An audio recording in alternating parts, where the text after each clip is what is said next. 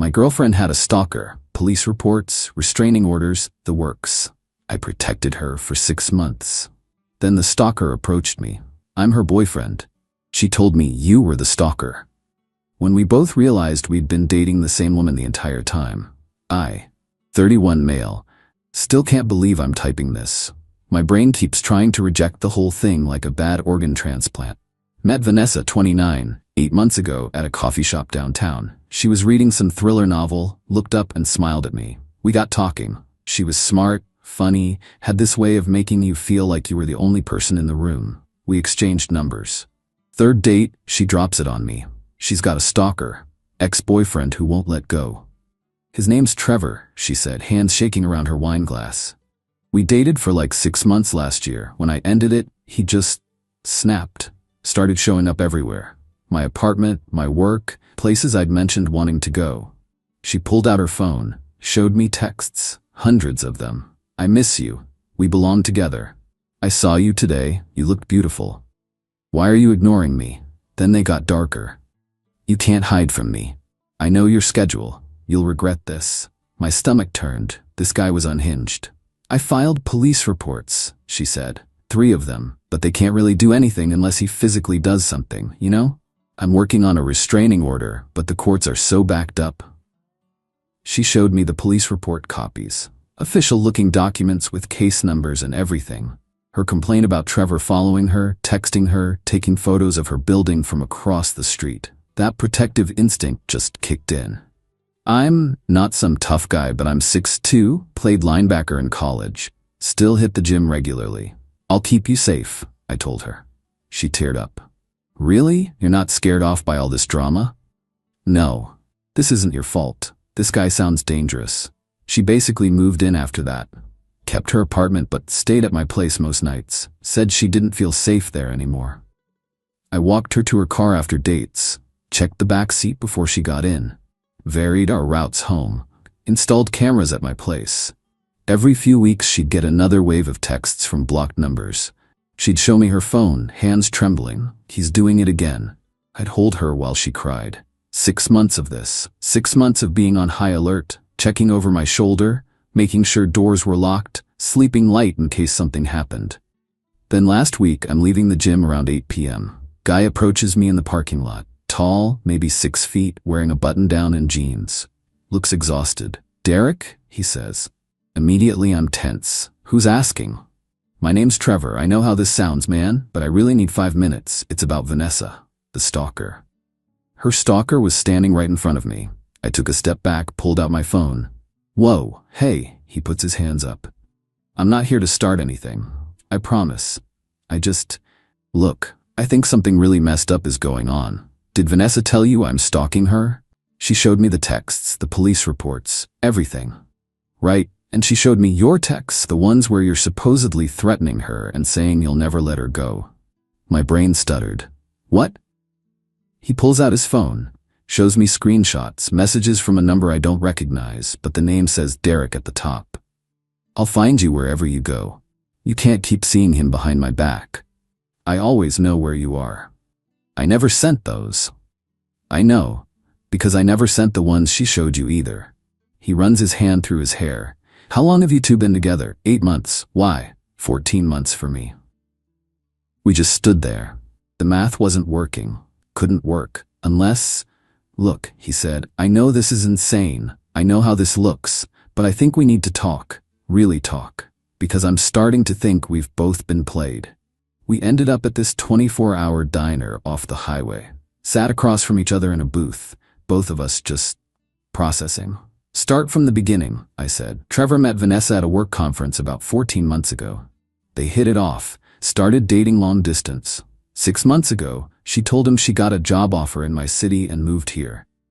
Said it was perfect timing. They could finally be together properly. Around that same time, she told him about her stalker ex. Me, apparently. Showed him police reports with my name on them. Said I was making her life hell, following her, sending threatening messages. Trevor had been helping her with rent money because she was too anxious to work full-time, with her dangerous ex, me, lurking around. I told him my version. The stalker ex named Trevor, The fear, the police reports, how she stayed at my place most of the time because she felt unsafe. Wait, Trevor said, she stays with you most nights? Yeah, has been for like 6 months. She told me she was staying with a friend, that her apartment wasn't safe because you knew where it was. We pulled up photos, same restaurants, different dates, same vacation spot to the beach. She told me it was a girl's trip for her friend's birthday, told him it was visiting her sick aunt. The police reports, I said. Pull yours up. He did. We compared them. They looked identical in format. Both had case numbers, officer signatures, the works. We Googled the case numbers. Nothing came up in the public database. These are fake, Trevor said slowly. She made these. You can find templates online. The floor just dropped out. Everything I'd believed for 6 months. The fear in her eyes, the trembling hands, the tears, all of it was a performance. What about the restraining order? I asked. I have copies of the paperwork, Trevor said. He pulled out his phone, showed me. Official-looking court documents. We looked up the county court database right there. Searched Vanessa's name. No restraining orders filed. Not against me, not against Trevor, not against anyone. We've been funding her life, Trevor said. I've been paying her rent, you've been paying for food and dates and basically housing her half the time. She works part-time at that boutique, maybe 20 hours a week? We've been her income. The anger wasn't hot. It was cold, the kind that makes your hands steady and your thinking clear. We need to confront her, I said. Together. Show her we know. Trevor nodded. When? She thinks I'm out of town this weekend for a work thing. She's staying at her actual apartment. Let's both show up tomorrow night. We exchanged numbers, spent the rest of the time comparing notes, building a timeline. Every inconsistency, every lie, it all fit together once you knew what to look for. Got home around midnight. Vanessa wasn't there, staying at her friend Ashley's place tonight.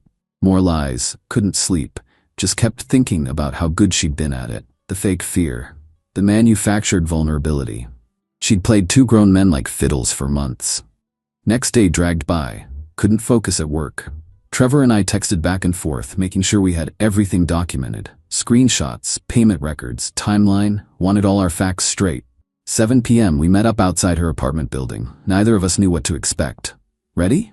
Trevor asked. Let's do it. We went up to her door. Trevor knocked. Heard movement inside, then her voice bright and cheerful. Coming. Door opened. She saw me first, smiled huge. Babe, I thought you weren't back until... Then she saw Trevor behind me.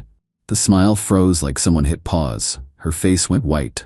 Surprise, I said. She looked between us. You could literally see her brain scrambling. What? Why are you both here? We met, Trevor said calmly. Compared notes about our stalkers.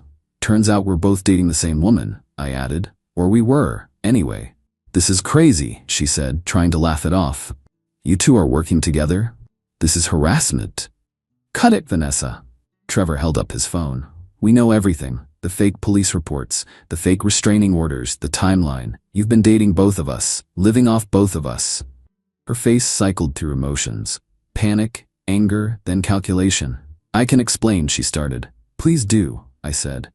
Explain how you've been collecting $1,400 a month from Trevor for rent on an apartment that costs $950. Trevor's head snapped to me. Wait, what? I looked up the building's average rent, I said. 1 bedrooms here go for $900,000. You've been upcharging him. Trevor's jaw clenched. Are you serious? Vanessa's eyes darted between us. That's not. The rent is higher than that. There's utilities and... Stop, Trevor said. Just stop. Which one of us were you planning to keep, or were you just going to keep juggling until one of us figured it out? She tried a different approach. Tears. I never meant for this to happen. It got complicated. I cared about both of you. I didn't know how to choose. You could have been honest, I said, at any point. Instead, you made us both think we were protecting you from each other. I was scared. I didn't know what to do. You knew what you were doing, Trevor said coldly. You made fake police reports, fake court documents. You manufactured an entire stalker story. Twice. That's not confusion. That's sociopathic. Her tears stopped instantly. Anger flashed across her face. You know what? Fine. Yeah, I dated you both. So what? Neither of you ever asked if we were exclusive. You both just assumed. That's on you. I lived here, Trevor said. Half my stuff is in that closet. We talked about moving in together officially. And you stayed at my place 6 nights a week, I added. Used my address for your mail, introduced me to your friends as your boyfriend. Details, she waved her hand. You're both being dramatic. Plenty of people date multiple people at once. Not by lying about stalkers and creating fake police reports, I said. She crossed her arms. Whatever. Are we done here? Because I don't owe either of you an explanation. It's over now, you both know. Congrats on your detective work. You want a prize? The casual cruelty of it was almost impressive. No remorse, no real apology. Just annoyance that we'd figured it out. We're done, Trevor said. I just need to grab my stuff. It's in boxes by the door, she said. I figured this was coming eventually. We looked. Sure enough, 2 boxes. She'd prepared for this conversation. Trevor grabbed his box. I didn't have anything there. She'd been careful to keep our lives separate. By the way, Vanessa said as we turned to leave, you're both pathetic. You really thought someone like me would settle for either of you? I was bored. You were convenient. That's it. The hallway was silent for a moment. Cool, I said. Have a nice life. We left, got down to the parking lot. Trevor put his box in his trunk, then just leaned against his car. Well, he said, that was, yeah. We stood there for a minute, 2 guys who'd been completely played trying to process it. Thanks, Trevor said, for approaching me, for comparing notes. Curry, if you hadn't, she'd still be doing it, I finished. We'd both still be getting scammed. We shook hands, exchanged a take care man, and drove off separately. Got home and just sat in my car for 20 minutes. Everything I'd felt for her, the care, the protectiveness, the love, it was all based on lies. She'd never needed protecting. She'd never been scared. It was all manipulation. Blocked her number. Blocked her on everything. Went inside and slept better than I had in months. Update 1. Thought that was the end of it. I was very wrong. 2 days later, got a text from a number I didn't recognize. Hey, this is Ashley. We met at that barbecue at Vanessa's friend's place back in summer. Can I call you? I remembered her vaguely. Vanessa's friend seemed nice. She called right after I replied. Got straight to it. Is it true, what Trevor's been telling people, that Vanessa was dating you both and lying about stalkers? Completely true. We have all the documentation if you want to see it. Oh my God. She was quiet for a second. She told me Trevor was her obsessive ex who wouldn't leave her alone, and that you were her boyfriend who was getting too serious too fast, wanted to move in after like 3 months. Let me guess, she had police reports to show you? Yeah, she did. She showed me and our friend group. We all felt so bad for her. They're fake. We checked the case numbers, nothing in the court system. Jesus. Ashley sighed.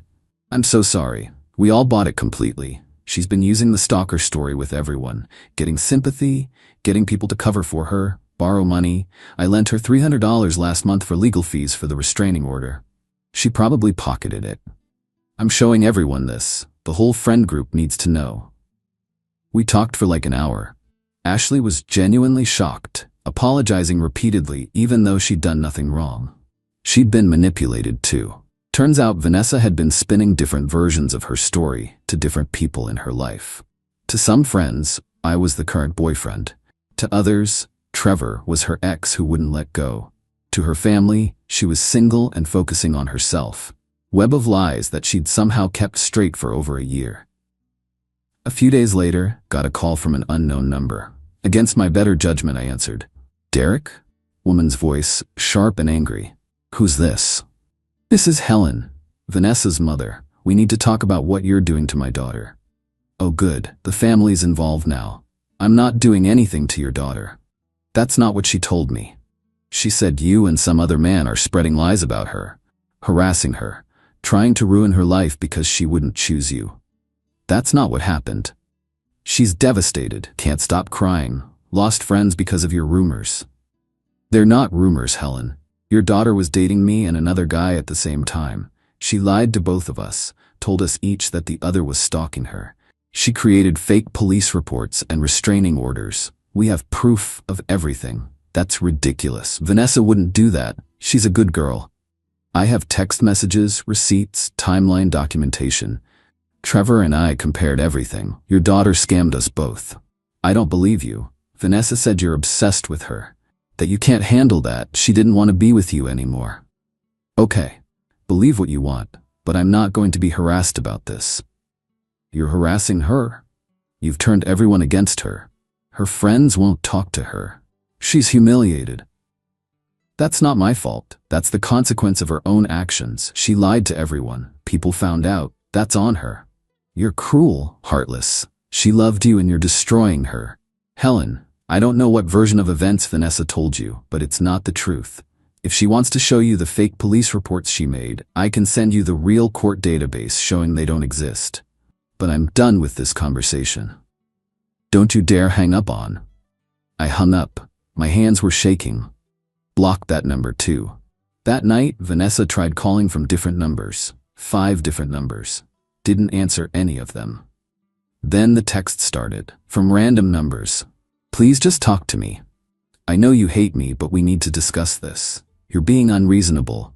I deserve a chance to explain. Blocked each one. After the 7th number, I turned my phone off. Next morning, got to work, and my receptionist looked stressed.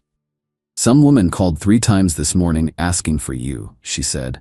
Wouldn't give her name. Got really agitated when I said you were in a meeting. Said it was urgent personal business. If she calls again, tell her I'm unavailable and won't be taking her calls. She called 4 more times that day. My receptionist started getting annoyed with her. Ran into Ashley later that week at a coffee shop. She filled me in on everything. Vanessa's been trying to do damage control, Ashley said. Posted this long thing on social media about toxic exes spreading lies, how she's the victim of coordinated harassment. Her mom shared it everywhere. Let me guess. No mention of the fake police reports. Obviously. But people are asking questions. Some of her friends have started putting the timeline together. Like she told Karen she was single and just focusing on work. But told me and Sarah she had a serious boyfriend, and she was always weird about posting photos with either of you, kept her relationship status vague. Because she was juggling both of us. Yeah, and people are remembering inconsistencies now. She borrowed money from like 4 different people for legal fees and security deposits and car repairs. Probably hundreds of dollars total. The scope of it was staggering. We weren't the only ones she'd been scamming. Got an email from Vanessa's personal account that night. Super long, full of self-pity. Started with, I know you probably won't even read this, but I need to try. Went on for paragraphs about how she'd made mistakes, but didn't deserve to have her whole life destroyed.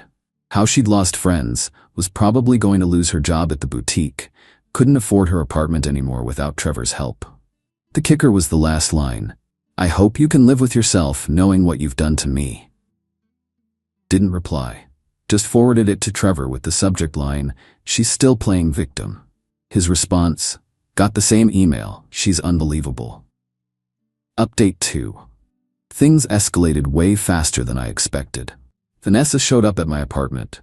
Don't know how she got past the building's front door, probably tailgated someone in. Pounded on my door for 10 minutes straight while I watched on my camera. Didn't answer. She was yelling through the door. I know you're in there. You can't ignore me forever. We need to talk about this like adults. Called building security. They escorted her out. Told them to add her to the no entry list. She tried this 2 more times that week. Security started threatening to call the cops if she came back. Then she got creative. Started showing up at my gym. Just appeared on a treadmill one day, staring at me the whole time. Made the whole workout super uncomfortable. Complained to the gym staff, but they said unless she was directly harassing me, she was a paying member and could be there. Switched my workout times. Random hours, different days. She still found me twice. Meanwhile, Trevor was dealing with his own version of this. She started showing up at his office building. His security was tighter, so she couldn't get up to his floor, but she'd hang around the lobby. His receptionist had to deal with her 3 separate times asking to deliver something to Trevor. He finally called the cops and filed a trespassing report. They told her to leave and not come back. Then Helen ramped up her campaign. Started calling people in my life. Got my mom's number somehow, probably found her on social media. My mom called me, confused and annoyed. Some woman named Helen just called me claiming you're harassing her daughter. I explained the whole situation. My mom was livid. She had the audacity to call my house and accuse my son of harassment when her daughter is the one who lied and manipulated you? Oh honey, no. Mom's protective. She asked for Helen's number. I gave it to her. No idea what she said, but Helen didn't call anyone in my family again. But Vanessa's next move was the most entitled yet. Got a letter in the mail, from a lawyer's office. My stomach dropped, opened it. Demand letter. Vanessa was demanding $4,500 for emotional distress and reputational damage. All shared items to be returned. There were none, but okay. A written public apology retracting all false statements. Cease and desist from contacting her friends and family with defamatory statements. The letter claimed I'd engaged in a coordinated campaign of harassment and defamation with Trevor, that we'd conspired to ruin her reputation and livelihood because she'd ended the relationship. I sat there just staring at it. The absolute nerve. Called my buddy Jason, who's a lawyer. Not my area of practice, but he knows people. He read it over. This is trash, he said. They have no case. She'd have to prove defamation, which means proving you lied. But you didn't lie. You told the truth. Truth is an absolute defense. So I just ignore it? I'll write a response. Pro bono, don't worry about it. We'll politely tell them to get lost and outline exactly why they have no case. Jason's response letter was beautiful. Professionally worded, but basically said, my client told the truth to people who asked. Your client defrauded 2 people simultaneously using fake legal documents. If this proceeds, we'll be happy to present all evidence in court, including the fake police reports. We will also pursue legal fees and potentially file counterclaims for fraud. Recommend your client cease all contact immediately. Sent certified mail. Never heard from that lawyer again. But Vanessa wasn't done. She went to the boutique where she worked and apparently had a breakdown in front of customers. Started crying about how she was being harassed by her exes, how they were ruining her life, how she didn't feel safe. Her manager, bless him, was one of Trevor's old college friends. He'd already heard the real story. He pulled her into the back office and told her to go home for the day. Next day, she was fired. Not for the breakdown, but because they'd started asking questions about all the shift changes and accommodations she'd gotten for her stalker situation. When they realized it was all fabricated, they let her go for dishonesty. She blamed Trevor and me, naturally. Sent this unhinged email about how we'd conspired to get her fired, how we deliberately targeted her job to destroy her. Trevor replied with just, you got yourself fired by lying to your employer. We didn't work there. We didn't call them. Your lies caught up with you. Stop contacting me. Then she tried the sympathy angle. One of her friends must have given her my work email because I got this message. Derek, I'm losing everything. My job, my apartment, my friends. I can't afford to live here anymore. I have to move back home with my parents. I know you're angry, but please, I'm begging you, just tell people this was a misunderstanding. I'll pay you back everything. I'll do whatever you want. I can't lose everything like this. I felt nothing reading it. Just forwarded it to Trevor. His response, she's still trying to manipulate us, doesn't even admit what she actually did. He was right. The email was all about her losses, her pain. Not a single real apology. No acknowledgement of the lies, the fake police reports, the manipulation. Just consequences she didn't like facing. Didn't respond to her email. A few days later, Ashley texted me. She moved out, packed up everything yesterday, heading back to her hometown with her parents. She tried to get our friend group to do a going-away dinner, but no one responded to her messages. How's she spinning it? That this city was too toxic for her after everything her exes put her through. She's the victim of an elaborate revenge plot, according to her version. Some people believe her. Most don't. Her mom still defending her?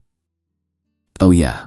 Helen posted this whole thing about how her daughter was driven out of town by cruel men who couldn't handle rejection. Got like 12 likes and 15 comments telling her to get the full story. Small victories. That weekend, got one last message from Vanessa's number. I hope you're happy. You got what you wanted. My life is ruined. I'll never trust anyone again because of what you did to me. But karma's real. You'll get yours someday. I stared at it for a long time, then replied, Vanessa, I told the truth when people asked me what happened. That's it.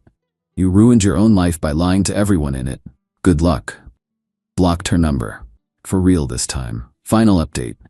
It's been about 6 weeks since everything came out. Vanessa's gone, moved back to wherever she came from. Things have mostly settled down. Trevor and I still text occasionally. Weird friendship born from shared trauma. He's been seeing someone new, met her through work, taking it really slow, being upfront about everything from day one. Can't blame him for being cautious. I'm not dating anyone, not really interested right now. The whole thing messed with my head in ways I'm still processing. I genuinely believed I was protecting someone I cared about. Finding out it was all manipulation made me question my judgment on everything. Talked to a therapist about it. She said it's normal to have trust issues after something like this, that it takes time to rebuild. Working on it. Heard through Ashley that Vanessa's having a rough time back home. Apparently tried to reconnect with high school friends, but word spreads in small towns. People heard versions of what happened and aren't exactly welcoming her back with open arms. Helen's still defending her online, posting vague things about standing by your children no matter what, and the truth always comes out. Some of her relatives have quietly unfriended her. Even Vanessa's sister apparently keeps her distance now. The thing that sticks with me isn't even the money I lost or the time wasted. It's how good she was at it. The fake fear, the tears, the gratitude when I'd protect her. All of it was so convincing. Makes you wonder how many times she's done this before. How many other guys there were. Ran into someone at a bar last week who mentioned dating a girl named Vanessa about 2 years ago. Different last name, but same description. He said she'd had a crazy stalker ex and needed help with rent. When he started asking questions, she ghosted him completely. Probably not the same person. But maybe? Who knows? Trevor said something that stuck with me. We didn't destroy her life. We just stopped being the foundation she was standing on. When we pulled out, she had nothing left because everything was built on lies. That's what gets me. We didn't go after her job, didn't call her family, didn't post her business on social media. We just stopped participating in the lie, told people the truth when they asked. That was enough for everything to collapse. Because it was always going to collapse. You can't build a life on that many lies and expect it to hold. Eventually someone asks the right question, or the timelines don't match, or two people compare notes. It was inevitable.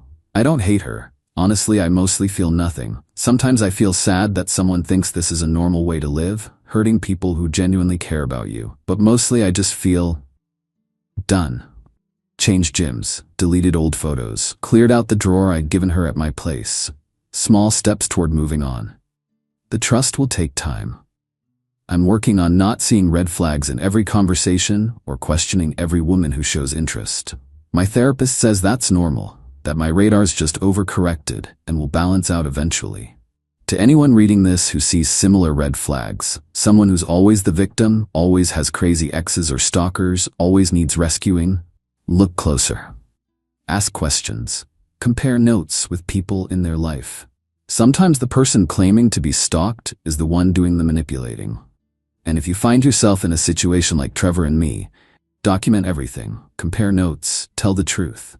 Don't get pulled into playing games or seeking revenge. Just stop participating in the lie and let the consequences happen naturally. That's it. That's the whole story. No dramatic ending, no revenge plot. Just two guys who figured out the truth and refused to keep enabling someone's lies. Sometimes that's all it takes. Life goes on.